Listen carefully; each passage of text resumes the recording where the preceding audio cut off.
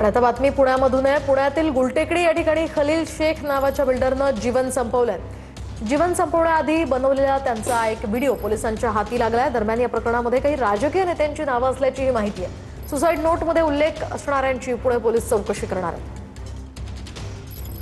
काय तुमचं देखील नाव घेतलंय सलील शेख यांनी जो व्हिडिओ बनवलेला आहे, काय नेमकं तुमचं आणि सलील शेखचा नेमका काय संबंध होता?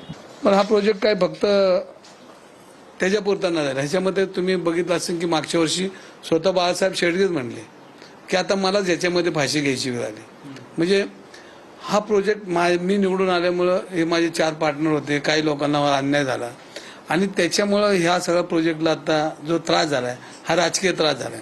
त्याच्यामध्ये मला शेडगे आणि सगळे भेटले आणि 2025ला माझं विड्रॉल घेतलं, माझ्या पत्नीचा आमचा विड्रॉल आहे हा।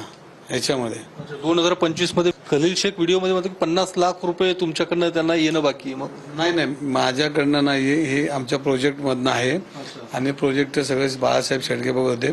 आम्ही त्याच्यामधनं बाहेर पडलो होतो आणि कुठले व्यवहार बाळासाहेब शेडगे करत होते आणि शेडगे आणि त्यांचे जे काय होतं ते सगळे पावर आम्ही त्यांना दिल्या होत्या। आणि हा फक्त प्रोजेक्ट रवी धंगेकर आणि मी आमदार झालो एवढेच आमचं पाप झालं आणि त्या पापामुळे ही सगळे संसार म्हणजे तो बिचारा गेला हे दुर्दैवीच आहे। पण त्यावर अजून 4 जाते, हे थांबणार नाही, सुरुवात झाली।